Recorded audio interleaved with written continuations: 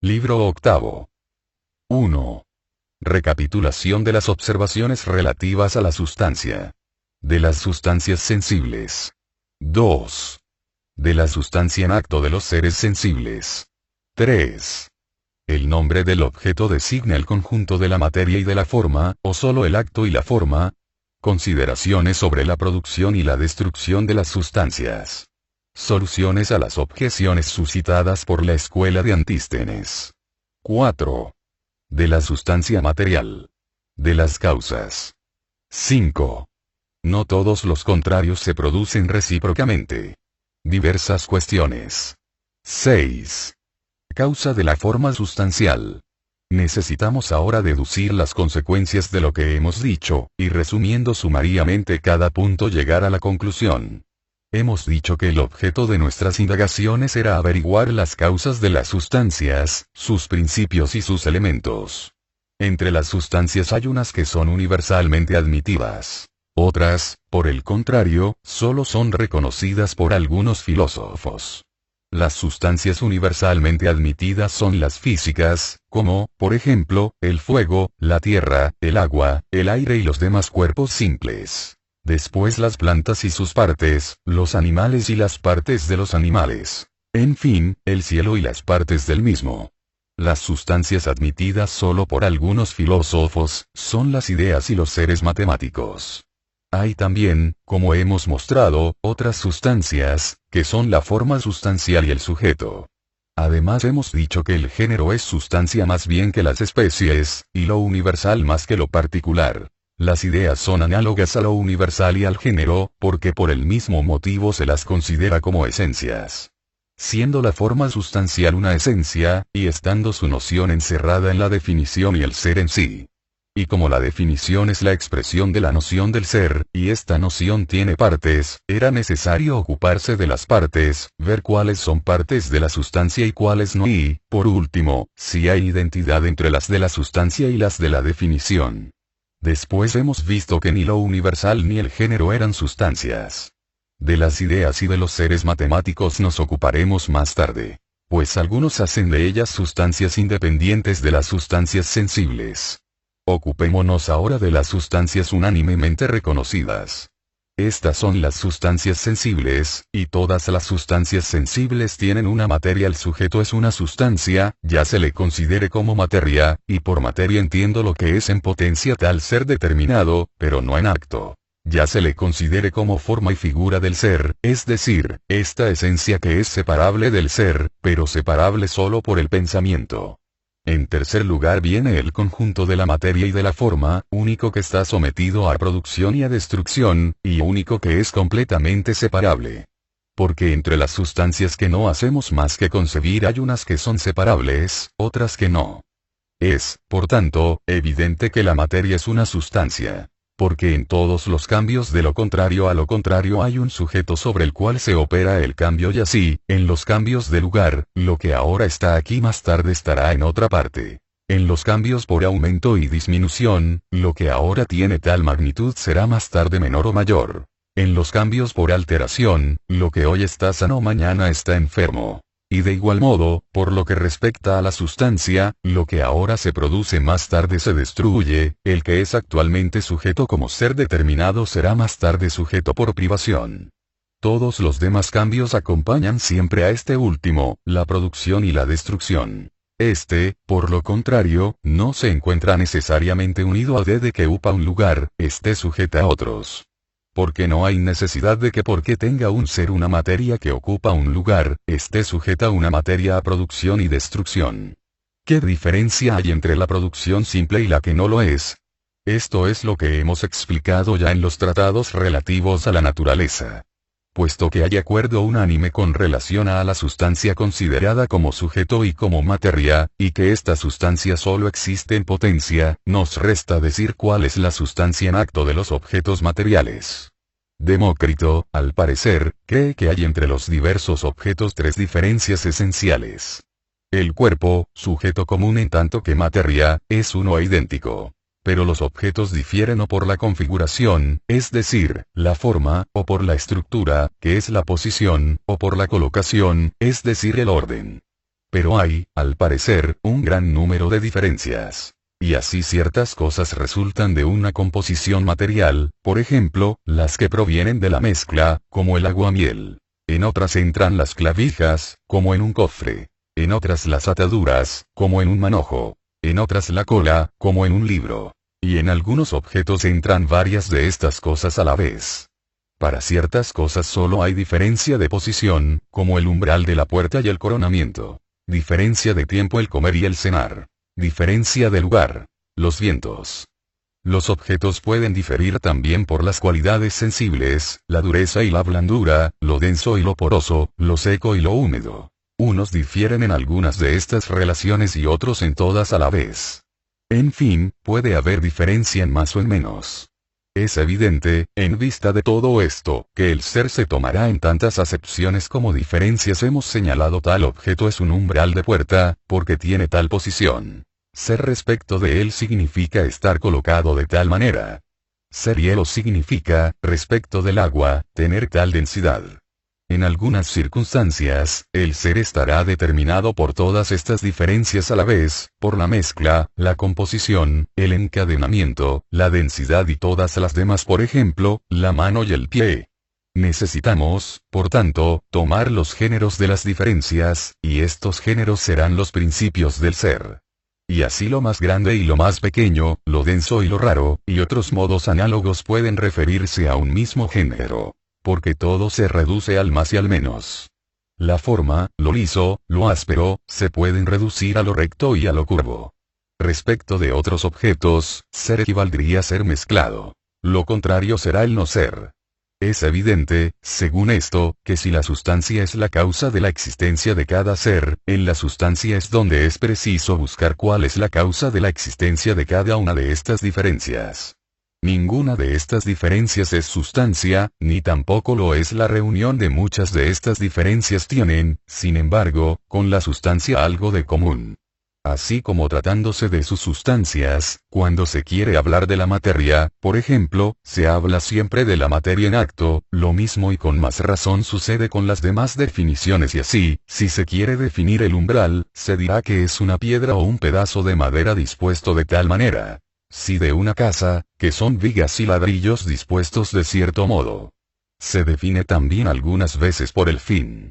Por último, si se quiere definir el hielo, se dirá que es el agua congelada, condensada de tal manera. Un acorde músico será cierta mezcla del sonido agudo y del sonido grave. Y lo mismo sucederá en todo lo demás. De aquí resulta claramente que para las diferentes materias hay diferentes actos, nociones diversas. El acto es para la una la composición, para la otra la mezcla, o alguno de los demás caracteres que hemos señalado. De donde sigue que los que definen una casa, diciendo que es piedra, ladrillos, madera, hablan de la casa en potencia, porque todo esto es la materia. Los que dicen que es un abrigo destinado a refugiarse los hombres y guardar los muebles, o determinan algún otro carácter de este género, estos definen la casa en acto. Los que reúnen estas dos especies de caracteres definen la tercera sustancia, el conjunto de la materia y de la forma. En efecto, la definición por las diferencias al parecer es la definición de la forma y del acto. Aquella que solo recae sobre el objeto constitutivo, es más bien la definición de la materia. Las definiciones que ha hecho Arquita son de este género, recaen sobre el conjunto de la forma y de la materia. Por ejemplo, ¿qué es la calma? Es el reposo en la inmensidad de los aires. El aire es, en este caso, la materia, y el reposo es el acto y la esencia. ¿Qué es la bonanza? Es la tranquilidad del mar. El sujeto material es el mar, el acto y la forma es la tranquilidad. Se ve claramente, después de lo que hemos dicho, que es la sustancia sensible y en cuántos sentidos se toma. Es la materia, o la forma cuando hay acto, en tercer lugar, el conjunto de la forma y de la materia. No conviene olvidar que a veces no se puede reconocer si el nombre expresa la sustancia compuesta, o solamente el acto y la forma. Por ejemplo, si casa quiere decir el conjunto de la forma y de la materia. Un abrigo compuesto de ladrillos, maderas y piedras dispuestas de tal manera. O solamente el acto y la forma. Un abrigo. Línea significa la díada en longitud o simplemente la díada. Animal expresa el alma en un cuerpo o simplemente el alma. Porque el alma es la esencia y el acto de un cuerpo. En uno y otro caso podrá decirse animal. Pero será en dos sentidos diferentes, aunque ambos se refieren a algo común. Esta distinción puede ser útil en otro concepto. Mas en nuestras indagaciones sobre la sustancia sensible es inútil, porque respecto a la esencia siempre hay forma y acto. Hay identidad entre alma y forma sustancial del alma. Pero no hay identidad entre hombre y forma sustancial del hombre. A menos, sin embargo, que por hombre se quiera entender solo el alma. De esta manera hay identidad en un sentido, y en otro no. Si se reflexiona no se dirá que la sílaba resulte de los elementos y de la composición. Que en la casa hay ladrillos y composición. Y con razón, porque la composición, la mezcla, no son cosas que se unan a los seres compuestos y mezclados. Y lo mismo sucede en los demás casos y así, a causa de la posición es tal cosa un umbral. Pero la posición no es cosa extraña al umbral, más bien lo contrario. En igual forma el hombre no es el animal, y es bípedo. Pero es preciso que además de esto haya algo, si se toman el animal y el bípedo como materia. Este algo no es un elemento, ni proviene de un elemento, es la esencia, aquello que, suprimido, solo deja subsistente la materia indeterminada. Luego, si esta esencia es la causa de la existencia, si es la sustancia, a ella debe darse el nombre de sustancia, la esencia debe ser necesariamente eterna, o bien perecer en un objeto, sin perecer ella por esto. O producirse en un ser, sin estar ella misma sujeta a la producción. Hemos probado y demostrado más arriba, que nadie produce la forma. Que no nace, y que solamente se realiza en un objeto. Lo que nace es el conjunto de la materia y de la forma. Si están separadas las sustancias de los seres perecederos, no es aún una cosa evidente. Sin embargo, sí lo es que respecto a algunos seres no puede ser así, como sucede con los que no pueden tener existencia fuera de lo particular, por ejemplo, una casa, un vaso. Quizá estos objetos no son verdaderamente sustancias, quizá debe decirse que la forma natural es la única sustancia de los seres perecederos. Esto no da ocasión para resolver la objeción hecha por la escuela de Antístenes y por otros ignorantes de esta especie.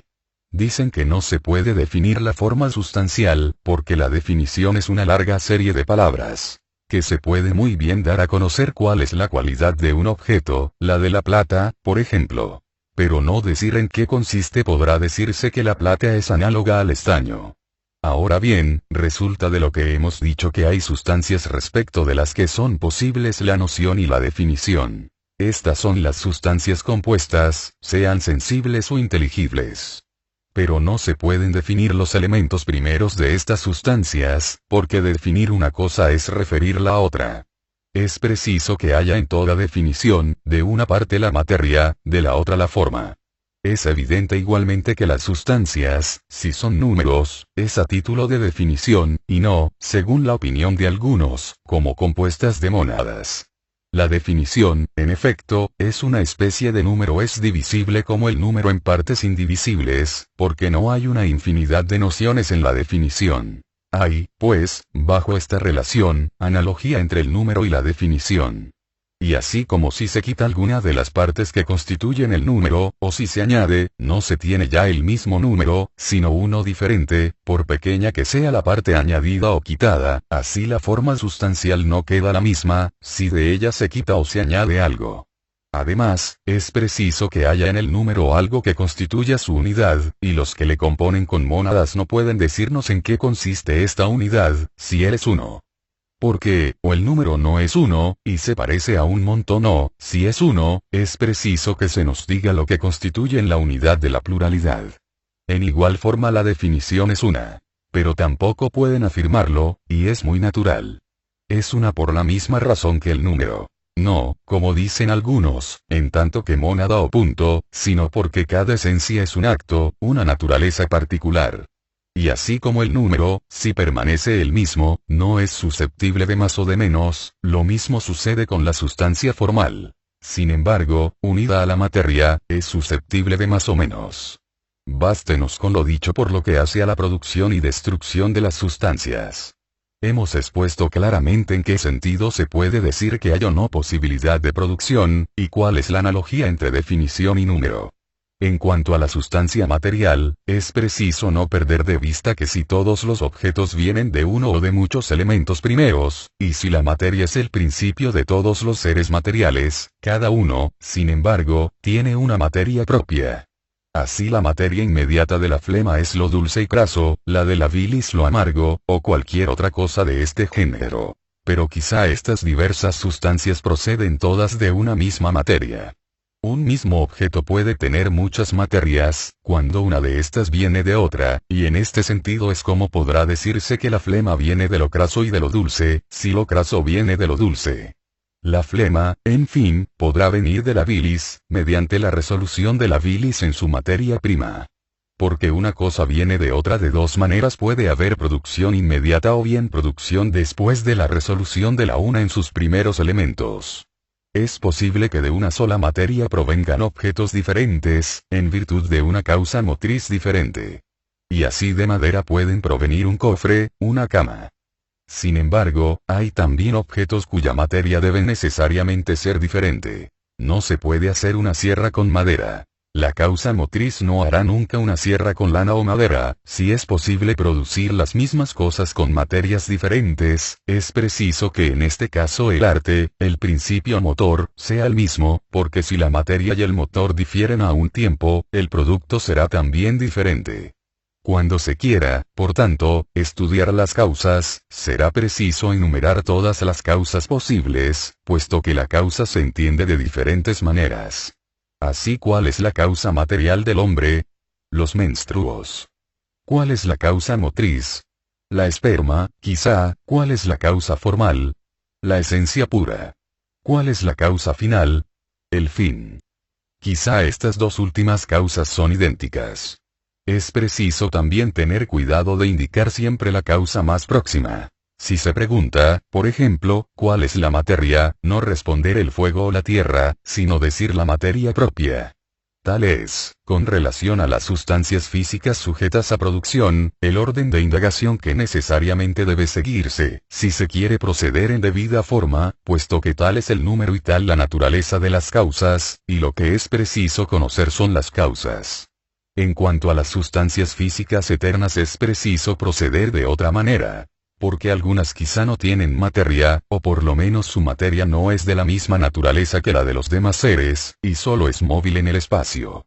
Tampoco hay materia en las cosas que, aunque producciones de la naturaleza, no son sustancias. Su sustancia es el sujeto mismo que es modificado. Por ejemplo, ¿cuál es la causa? ¿Cuál es la materia del eclipse?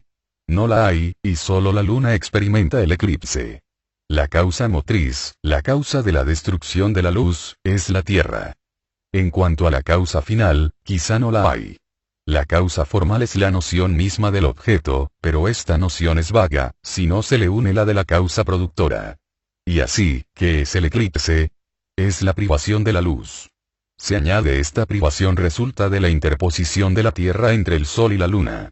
Esto es indicar, al definir el objeto, la causa productora. No se sabe cuál es, en el sueño, la parte que es primero afectada. ¿No es el animal? Sí, sin duda, pero el animal en una de sus partes. ¿Cuál es esta parte, asiento primero de la afección? Es el corazón o cualquiera otra parte. Enseguida hay que examinar la causa motriz. Después, ¿en qué consiste esta afección de una parte, que no es común al todo? Se dirá, que es tal especie de inmovilidad. Muy bien. Pero esta inmovilidad, es preciso añadir, proviene de que el asiento primero del sueño ha experimentado cierta afección. Hay seres que existen o no existen, sin que haya para ellos producción, ni destrucción, como los puntos, si hay realmente puntos, y también las formas y las figuras. No es lo blanco lo que deviene, es la madera la que deviene o se hace blanca. Y todo lo que se produce proviene de algo. Y se hace o deviene algo. De aquí se sigue que los contrarios no pueden provenir todos los unos de los otros. El hombre negro se hace un hombre blanco de otra manera que lo negro se hace blanco. Tampoco tienen los seres una materia, sino solo aquellos para los que hay producción, y que se transforman unos en otros. Todos aquellos seres que existen o no, sin estar sujetos a cambio, no tienen materia. Pero ocurre una dificultad. ¿Cómo se relaciona la materia de cada ser con los contrarios? Cuando el cuerpo, por ejemplo, tiene la salud en potencia, siendo la enfermedad lo contrario de la salud, es que se encuentran en potencia una y otra en el cuerpo. Es en potencia como el agua es vinagre y vino. O bien uno de los contrarios constituye el estado habitual y la forma de la materia, mientras que el otro no es más que una privación, una corrupción contra la naturaleza. Otra dificultad es la de saber por qué el vino no es ni la materia del vinagre ni el vinagre en potencia, por más que sea del vino de donde provenga el vinagre. Y el ser vivo es un cadáver en potencia, o bien no lo es, y toda destrucción es tan solo un accidente. Pero la materia del animal es en potencia el cadáver por el hecho de la destrucción, y es el agua la materia del vinagre.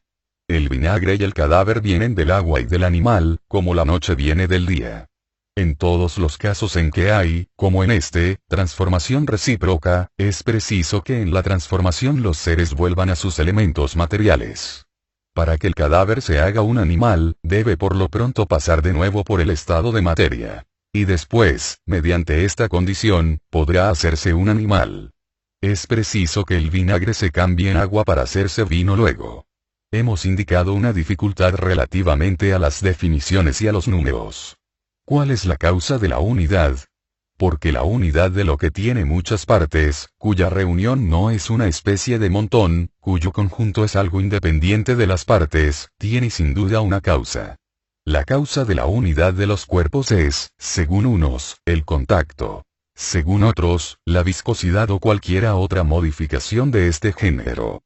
En cuanto a la definición, es un discurso que es uno, no a la manera de la Ilíada a causa del encadenamiento, sino mediante la unidad del ser definido.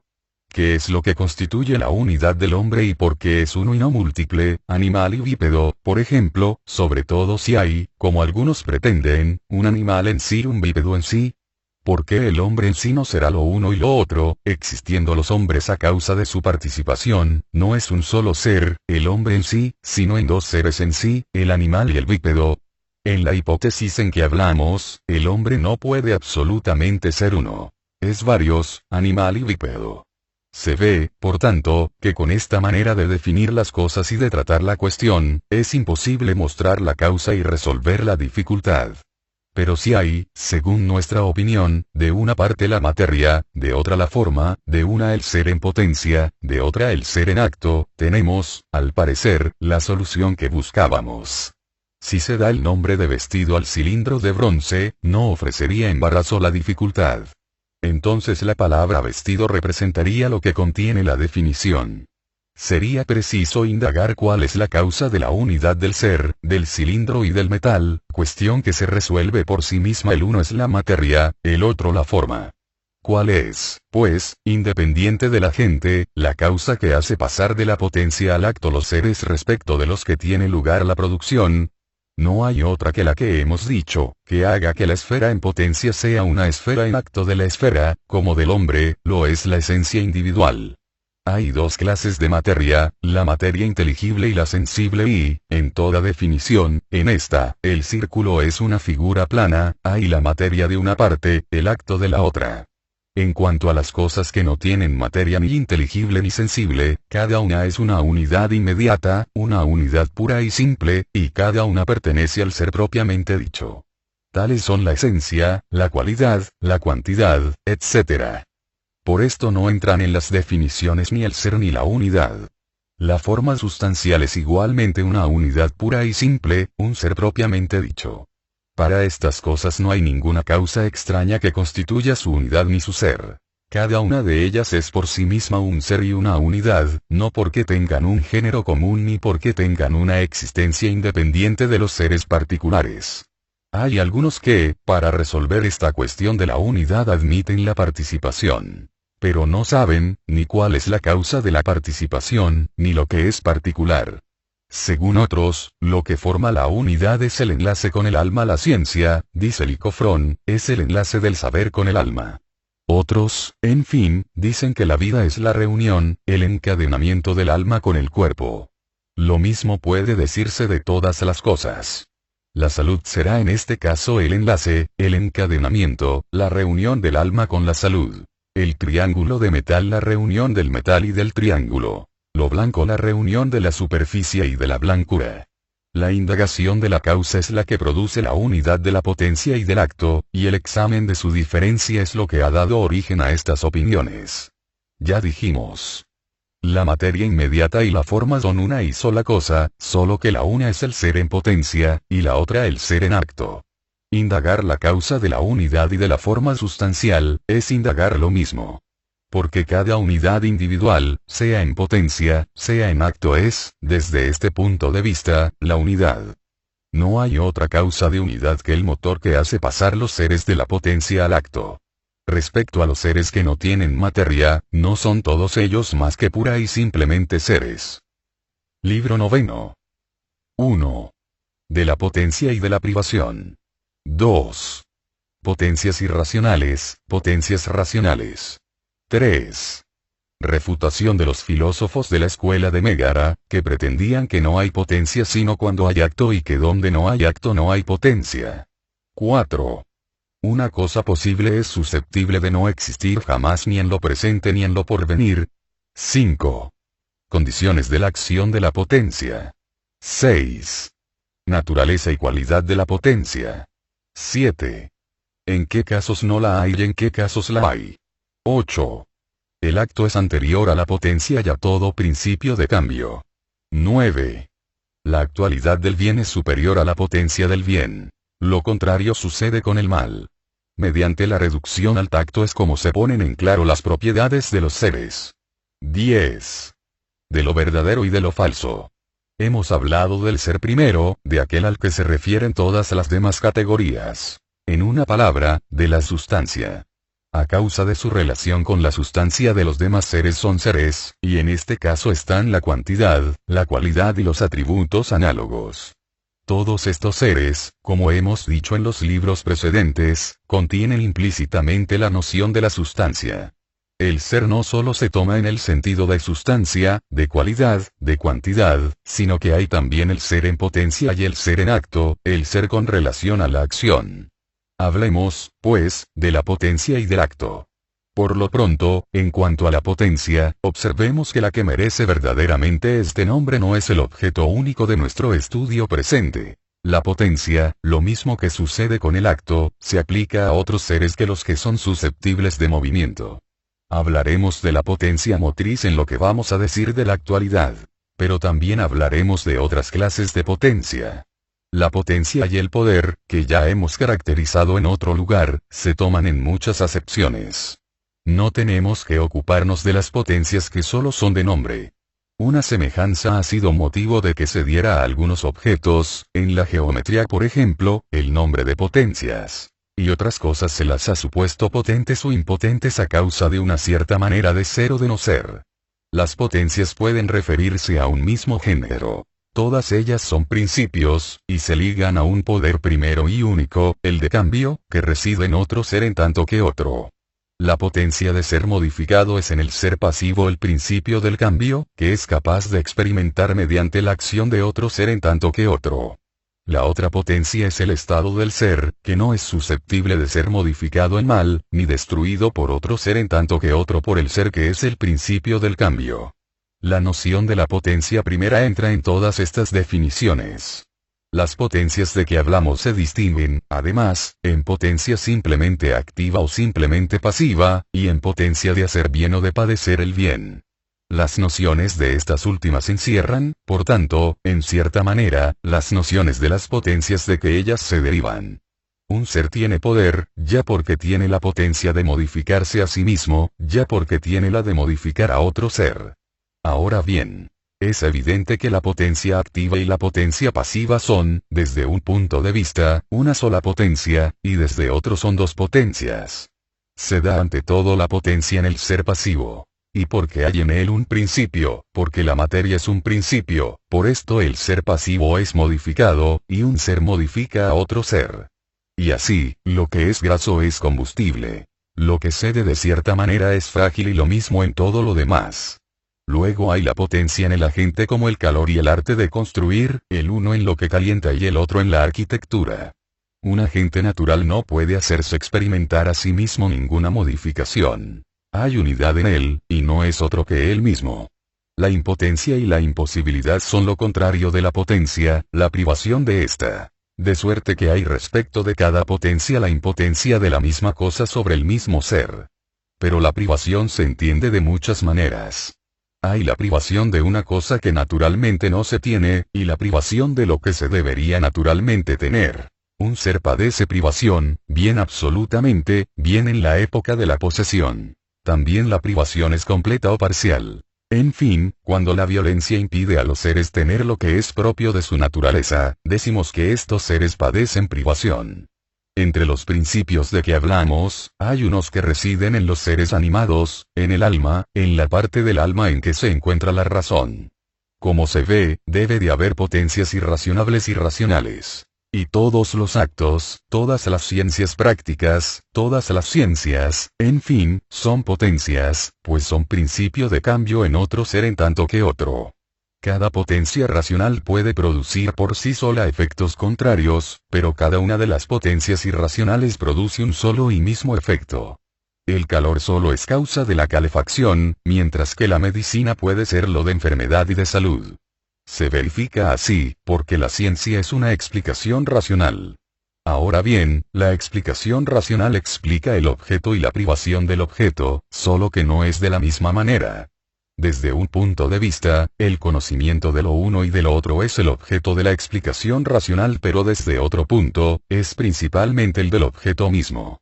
Las ciencias de esta especie son por lo mismo necesariamente ciencias de los contrarios, pero uno de los contrarios es su propio objeto, mientras que el otro no lo es. Ellas explican el uno en sí mismo. Y solo accidentalmente, si puede decirse así, tratan del otro. Valiéndose de la negación es como muestran el contrario, haciéndole desaparecer. La privación primera de un objeto es en efecto su contrario. Y esta privación es la supresión del objeto. Los contrarios no se producen en el mismo ser. Pero la ciencia es una potencia en tanto que contiene la razón de las cosas, y que hay en el alma el principio del movimiento. Y así lo sano no produce más que salud, lo caliente calor, lo frío la frialdad, mientras que el que sabe produce los dos contrarios. La ciencia conoce lo uno y lo otro, pero de una manera diferente. Porque la noción de los dos contrarios se encuentra, pero no de la misma manera, en el alma que tiene en sí el principio del movimiento. Y del mismo principio, del alma, aplicándose a un solo y mismo objeto, hará salir ambos contrarios. Los seres racionalmente potentes están en un caso contrario al en que se encuentran los que no tienen más que una potencia irracional. No hay en la noción de estos últimos más que un principio único. Es claro que la potencia del bien lleva consigo la idea de la potencia activa o pasiva. Pero no acompaña siempre a esta. El que obra el bien, necesariamente obra. Mientras el que solamente obra, no obra necesariamente el bien. Hay filósofos que pretenden, como los de Megara, por ejemplo, que no hay potencia más que cuando hay acto. Que cuando no hay acto no hay potencia. Y así que el que no construye no tiene el poder de construir, pero que el que construye tiene este poder cuando construye. Y lo mismo en todo lo demás. No es difícil ver las consecuencias absurdas de este principio. Evidentemente, entonces no se será constructor si no se construye, porque la esencia del constructor es el tener el poder de construir. Lo mismo sucede con las demás artes. Es imposible poseer un arte sin haberlo aprendido, sin que se nos haya transmitido, y el dejar de poseerle sin haberle perdido se pierde olvidándole, o por cualquiera circunstancia, o por efecto del tiempo. Porque no hablo del caso de la destrucción del objeto sobre que el arte opera. En esta hipótesis el arte subsiste siempre. Ahora bien, si se cesa de obrar, no se poseerá ya el arte. Sin embargo, se podrá poner a construir inmediatamente. Como habrá recobrado el arte, lo mismo será respecto de los objetos inanimados, lo frío, lo caliente, lo dulce. Y en una palabra, todos los objetos sensibles no serán cosa alguna independientemente del ser que siente. Se viene a parar entonces al sistema de Protágoras. Añádase a esto que ningún ser tendrá ni siquiera la facultad de sentir si realmente no siente, si no tiene sensación en acto.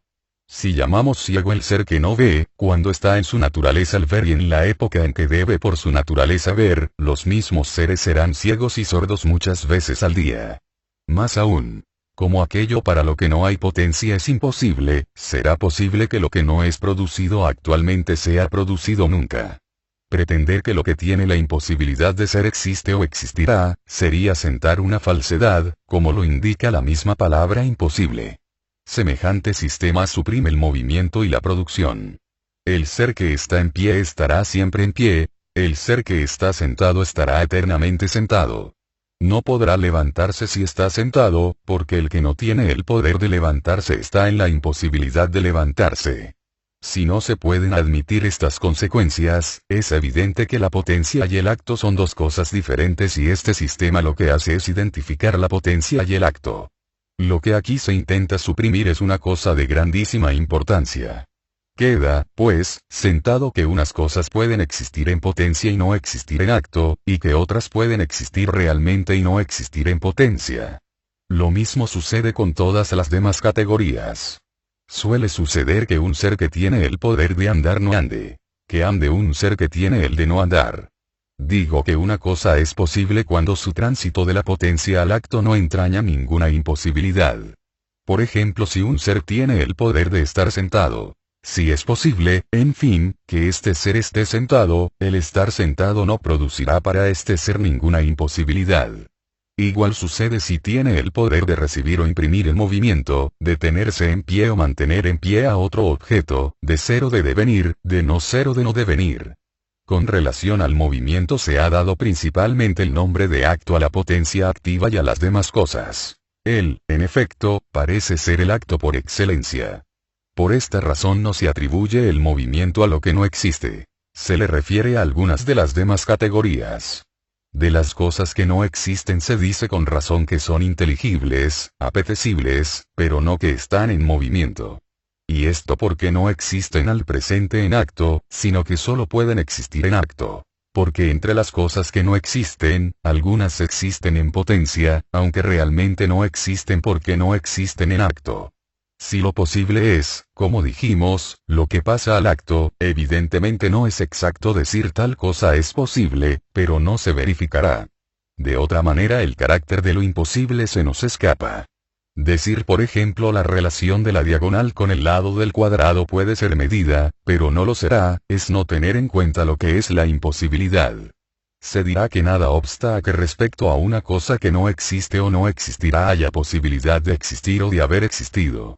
Pero admitir esta proposición, y suponer que lo que no existe, pero que es posible, existe realmente o ha existido, es admitir que no hay nada imposible. Pero hay cosas imposibles medir la relación de la diagonal con el lado del cuadrado. No hay identidad entre lo falso y lo imposible. Es falso que estés en pie ahora, pero no es imposible. Es evidente, por otra parte, que si existiendo A lleva consigo necesariamente la existencia de B, pudiendo existir A, necesariamente B puede existir igualmente. Porque si la existencia de B no es necesariamente posible, nada obsta a que su existencia sea posible. Supóngase, pues, que A es posible. En el caso de la posibilidad de la existencia de la A, admitir que A existe no supone ninguna imposibilidad. Ahora bien, en este caso B existe necesariamente. Pero hemos admitido que B podría ser imposible. Supóngase a B imposible. Si B es imposible, necesariamente A lo es igualmente.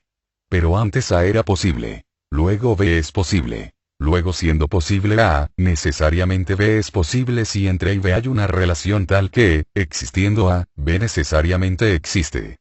Luego si A y B están en este caso, admitir entonces que B no es posible, es admitir que A y B no están entre sí como lo habíamos admitido.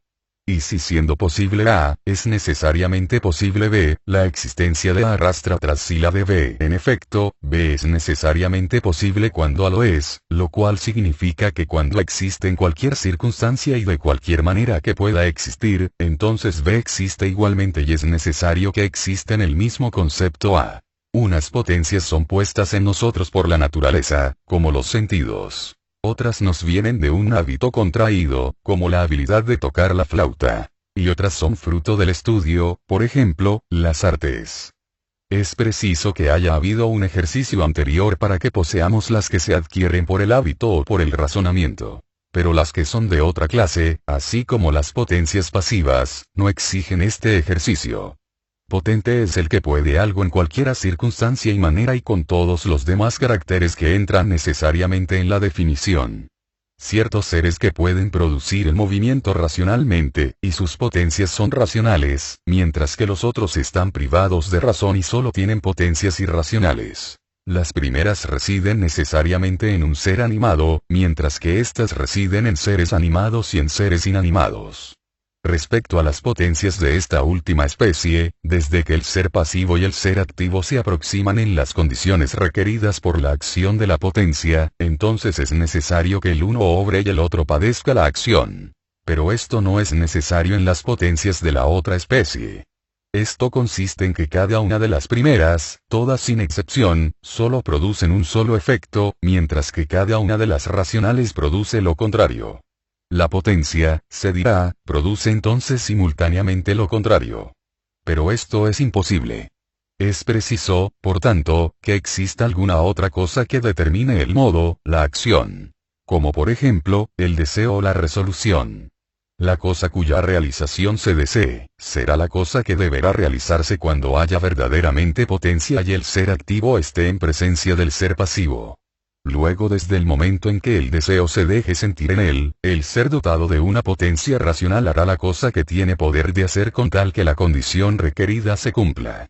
Ahora bien, la condición de su acción es la presencia del objeto pasivo y cierta manera de ser en este objeto. En el caso contrario habría imposibilidad de obrar. Por lo demás, no tenemos necesidad de añadir que es indispensable que ningún obstáculo exterior impida la acción de la potencia. Un ser tiene la potencia en tanto que tiene poder de obrar.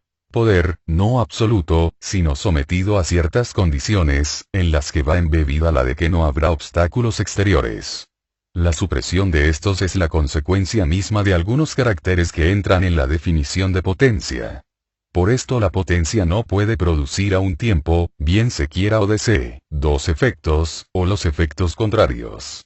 No tiene el poder de producirlos simultáneamente, ni tampoco el poder de producir simultáneamente efectos diversos. Lo que puede hacer es lo que hará. Hemos hablado de la potencia motriz. Ocupémonos del acto y determinemos qué es el acto y cuáles son sus modos. Esta indagación nos llevará a demostrar que por potente no se entiende solo lo que tiene la propiedad de mover otra cosa, o de recibir de ella el movimiento. Movimiento propiamente dicho, o movimiento de tal o cual naturaleza, sino que tiene también otras significaciones, y fijaremos estas significaciones en el curso de esta indagación. El acto es respecto a un objeto, el estado opuesto a la potencia. Decimos, por ejemplo, que el Hermes está en potencia en la madera. Que la mitad de la línea está en potencia en la línea entera, porque podría sacarse de ella. Se da igualmente el nombre de sabio en potencia hasta el que no estudia, si puede estudiar. Puede concluirse de estos diferentes ejemplos particulares lo que entendemos por acto, no precisamente para definirle con exactitud, pues debemos a veces contentarnos con analogías. El acto será el ser que construye, relativamente al que tiene la facultad de al que duerme. El ser que ve de ver. El objeto que sale de la materia, relativamente a la materia. Lo hecho, con relación a lo no hecho. Demos el nombre de acto a los primeros términos de estas diversas relaciones. Los otros son la potencia. Acto no se entiende siempre de la misma manera como no sea por analogía.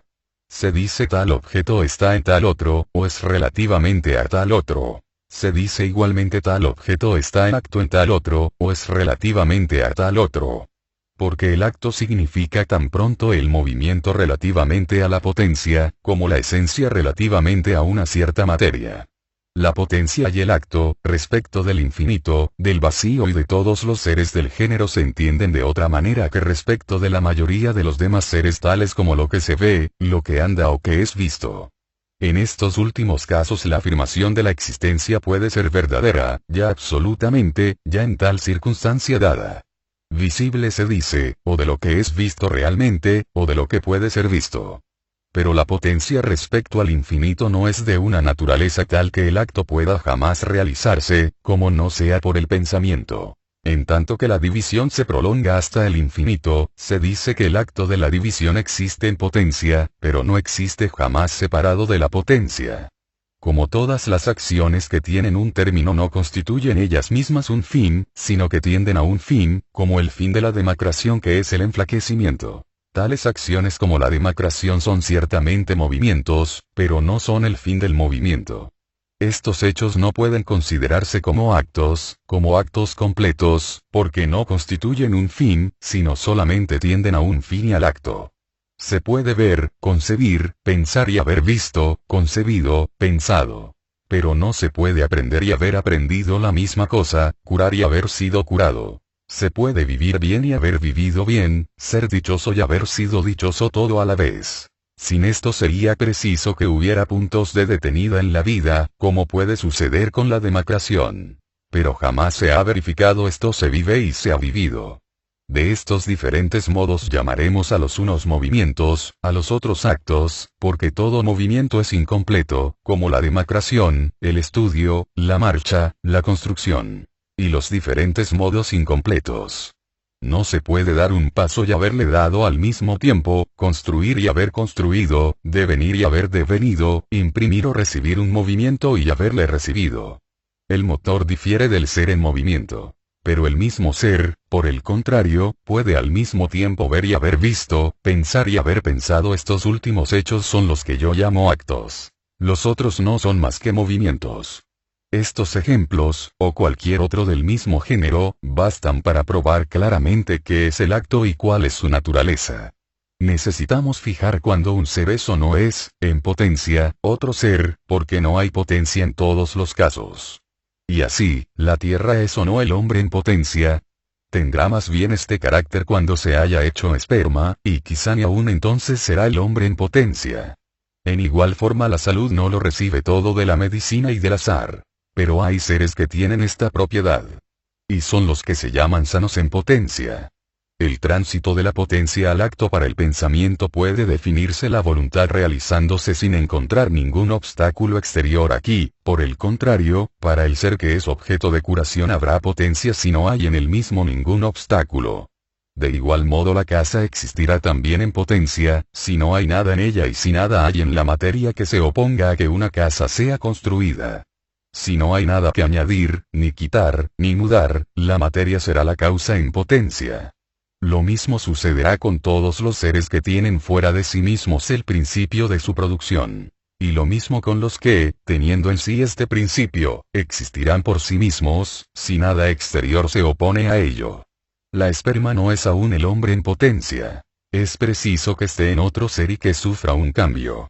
Cuando ya, en virtud de la acción de su propio principio, tenga este carácter. Cuando por fin tenga la propiedad de producir si nada exterior se opone a ello, entonces será el hombre en potencia. Pero es preciso para esto la acción de otro principio. Así, la tierra no es todavía la estatua en potencia. Es preciso que se convierta en bronce para tener este carácter. El ser que contiene otro ser en potencia es aquel de quien se dice, no que es esto, sino que es de esto. Un cofre no es madera, sino de madera. La madera no es tierra, sino de tierra. Si es así, si la materia que contiene un ser en potencia es aquella con relación a la cual se dice este ser es, no este otro, sino de este otro, la tierra no contendrá el ser en potencia sino de una manera secundaria. Y así no se dice que el cofre es de tierra o que es tierra, sino que es de madera, porque la madera, es el cofre en potencia. La madera en general es la materia del cofre en general. Tal madera es la materia de tal cofre. Si hay algo que sea primero, alguna cosa que no pueda referirse a otra, diciendo es de esto, esta será la materia primera. Si la tierra es de aire. Si el aire no es fuego, sino de fuego, el fuego será la materia primera, el esto, la sustancia. En esto es en lo que difieren lo universal y el sujeto. El uno es un ser real, pero no el otro. De este modo el hombre, el cuerpo, el alma son los sujetos de las diversas modificaciones. La modificación es lo músico, lo blanco.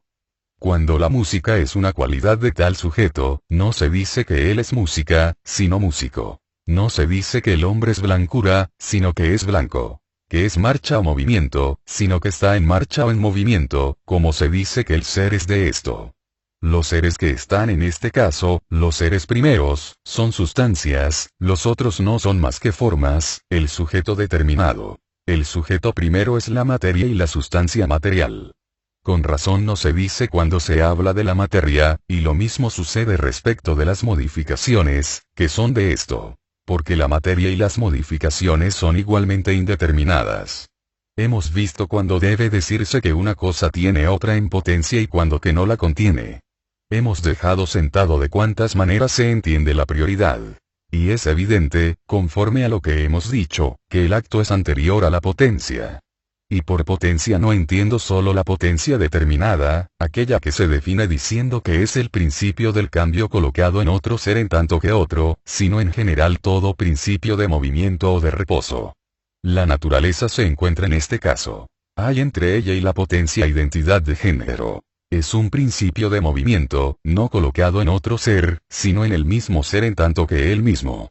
En todas las potencias de este género el acto es anterior a la potencia bajo la relación de la noción y de la esencia. Bajo la relación del tiempo, el acto es algunas veces anterior, otras no. Que el acto es anterior bajo la relación de la noción, es evidente. La potencia primera no es potente sino porque puede obrar. En este sentido es en el que yo llamado constructor al que puede construir, dotado de vista al que ve, visible aquello que puede ser visto. El mismo razonamiento se aplica a lo demás. Es de toda necesidad que la noción preceda. Todo conocimiento debe apoyarse sobre un conocimiento. He aquí, bajo la relación del tiempo, cómo es preciso entender la anterioridad. El ser que obra es anterior genéricamente, pero no en cuanto al número. La materia, la semilla, la facultad de ver son anteriores, bajo la relación del tiempo, a este hombre que existe actualmente en acto, al trigo, al caballo, a la visión. Son en potencia el hombre, el trigo, la visión, pero no lo son en acto. Estas mismas potencias vienen de otros seres, los cuales, bajo la relación del tiempo, son en acto anteriores a ellas, porque es preciso siempre que el acto provenga de la potencia mediante la acción de un ser que existe en acto. Así el hombre viene del hombre, el músico se forma bajo la dirección del músico. Hay siempre un primer motor, y este existe ya en acto. Hemos dicho, hablando de la sustancia, que todo lo que es producido viene de algo, es producido por alguna cosa. Y que el ser producido es de la misma especie que el motor. Y así es imposible, al parecer, ser constructor sin haber construido jamás nada. Tocador de flauta sin haber tocado, porque tocando la flauta es como se aprende a tocarla. Lo mismo sucede en todos los demás casos. Y de aquí este argumento sofístico que el que no conoce una ciencia hará las cosas que son objeto de esta ciencia. Sí, sin duda el que estudia no posee aún la ciencia. Pero así como en toda producción existe ya alguna cosa producida, y que en todo movimiento hay ya un movimiento realizado y ya lo hemos demostrado en nuestro tratado sobre el movimiento, así es de necesidad que el que estudie posea ya algunos elementos de la ciencia. Resulta de lo que precede que en este sentido el acto es anterior a la potencia bajo la relación la producción y del tiempo. Es igualmente anterior bajo la relación de la sustancia por lo pronto, porque lo que es posterior en cuanto a la producción es anterior en cuanto a la forma y a la sustancia y así el hombre formado es anterior al niño, el hombre es anterior al esperma, porque el uno tiene ya la forma, la otra no la tiene. Además, porque todo lo que se produce tiende a un principio y a un fin, porque la causa final es un principio, y la producción tiene por fin este principio. El acto también es un fin, y la potencia existe en vista de este fin. En efecto, los animales no ven por tener vista, sino que tienen la vista para ver. De igual modo se posee el arte de construir para construir y la ciencia especulativa para elevarse a la especulación. Pero no se eleva a la especulación para poseer la ciencia, sino cuando se aprende. Y aun en este último caso no hay realmente especulación, sino un ejercicio. La especulación pura no tiene por objeto la satisfacción de nuestras necesidades. Igualmente, la materia propiamente dicha es una potencia, pues es susceptible de recibir una forma. Cuando existe un acto entonces posee forma, y lo mismo sucede en todos los demás casos, y lo mismo respecto de las cosas cuyo objeto es un movimiento.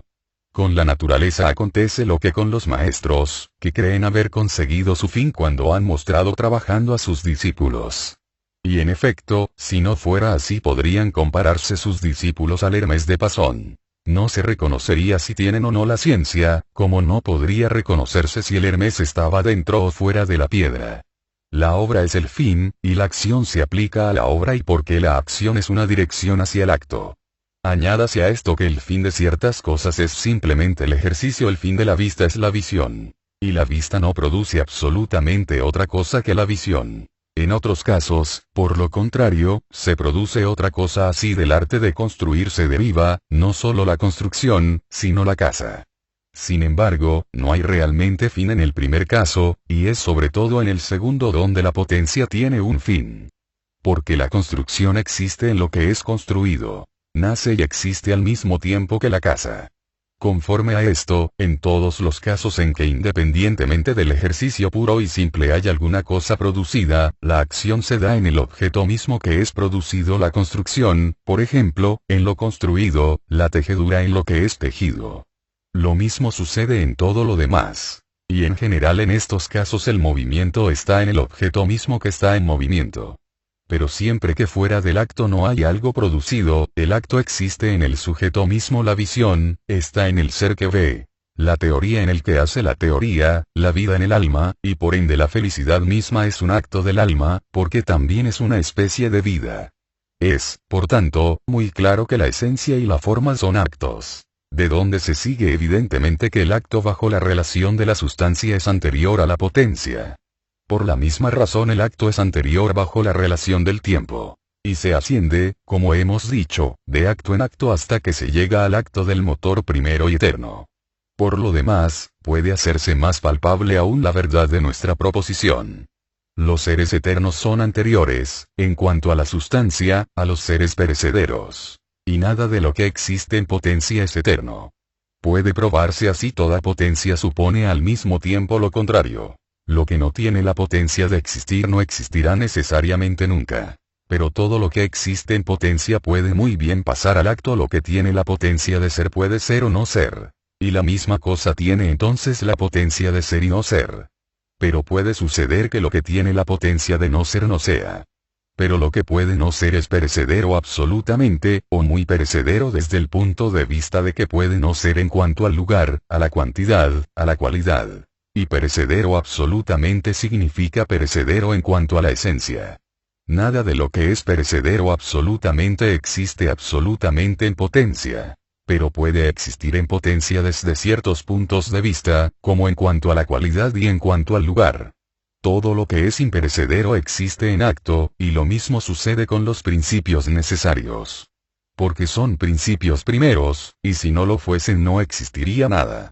Lo mismo respecto al movimiento, si hay algún movimiento eterno. Y si hay algún objeto que esté en movimiento eterno, no se mueve en potencia, a no entenderse por esto el poder pasar de un lugar a otro.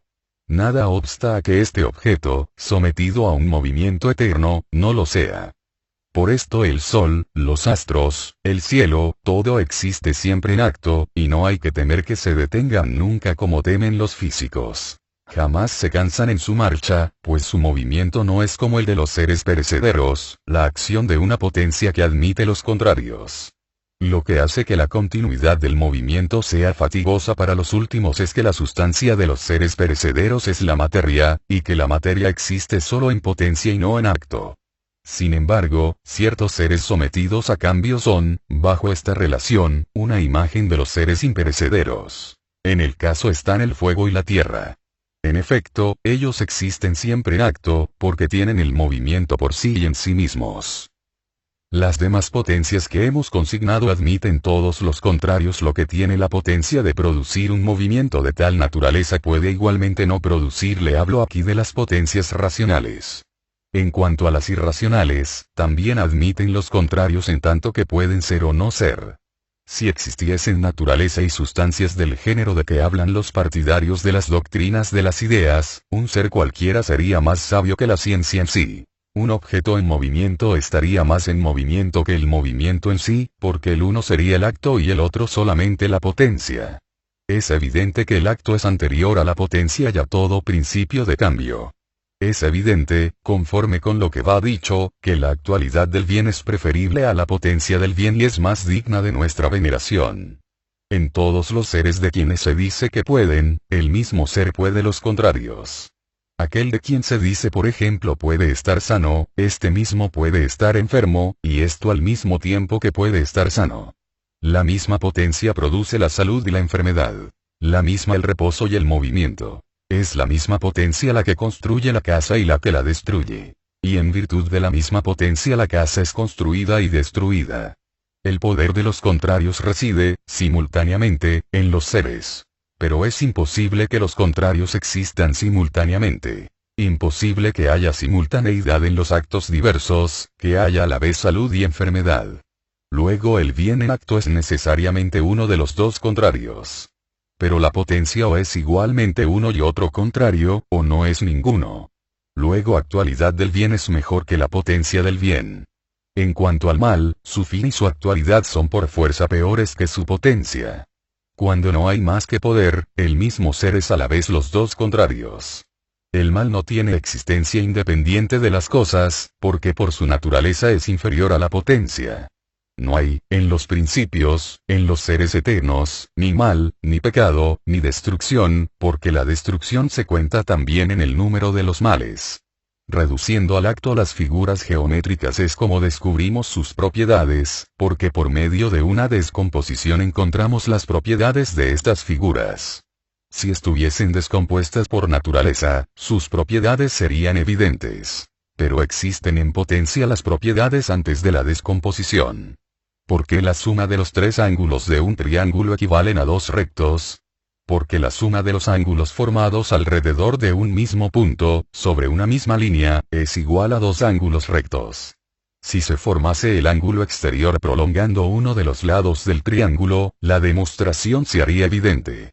Porque el ángulo inscrito en el semicírculo es invariablemente un ángulo recto. Por la igualdad en estas tres líneas, a saber las dos mitades de la base y la recta llevada del centro del círculo al vértice del ángulo opuesto a la base. Esta igualdad, si nos penetramos de la demostración, nos hace reconocer la propiedad del ángulo inscrito.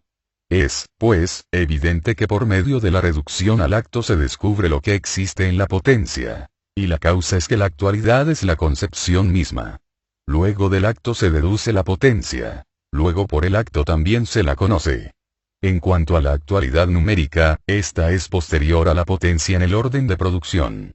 El ser y el no ser se toman en diversas acepciones. Hay el ser según las diversas formas de las categorías. Después el ser en potencia o el ser en acto de las categorías. Hay los contrarios de estos seres. Pero el ser propiamente dicho es sobre todo lo verdadero. El no ser lo falso. La reunión o separación, he aquí lo que constituye la verdad o la falsedad de las cosas. Por consiguiente, está en lo verdadero el que cree que lo que realmente está separado, que lo que está unido. Pero está en lo falso el que piensa lo contrario de lo que en circunstancias dadas son o no son las cosas. Por tanto, todo lo que se dice es verdadero o falso, porque es preciso que se reflexione lo que se dice. No porque creamos que tú eres blanco en efecto, sino porque eres en efecto blanco, y al decir nosotros que lo eres, decimos la verdad. Hay cosas que están eternamente reunidas y su separación es imposible. Otras están eternamente separadas y es imposible reunirlas. Otras, en fin, admiten los estados contrarios. Entonces ser es estar reunido, es ser uno. No ser, es estar separado, ser muchos. Cuando se trata de las cosas que admiten estados contrarios, el mismo pensamiento, la misma proposición se hace sucesivamente falsa y verdadera, y se puede estar ya en lo verdadero, ya en lo falso. Pero cuando se trata de cosas que no pueden ser de otra manera, no hay entonces tan pronto verdad como falsedad. Estas cosas son eternamente verdaderas o falsas. Pero ¿qué es el ser y qué el no ser, qué lo verdadero y qué lo falso, en las cosas que no son compuestas? En este caso, sin duda alguna, el ser no es la composición. No es que las cosas sean cuando son compuestas, y que no sean cuando no son compuestas, como la madera es blanca, como la relación de la diagonal al lado del cuadrado es inconmensurable. Lo verdadero y lo falso son entonces en estas cosas lo que son en las demás, o bien la verdad, y el ser como la verdad, no son aquí diferentes de lo que son en otra parte. He aquí lo que es verdadero y lo que es falso en estos objetos. Lo verdadero es percibir y decir lo que se percibe, y decir no es lo mismo que afirmar. Ignorar es no percibir, porque solo se puede estar en lo falso accidentalmente cuando se trata de esencias. Lo mismo sucede respecto a las sustancias simples, porque es imposible estar en lo falso respecto a ellas. Todas ellas existen en acto, no en potencia. De otro modo nacerían y perecerían, porque no hay para el ser en sí producción ni destrucción, sin esto procedería de otro ser.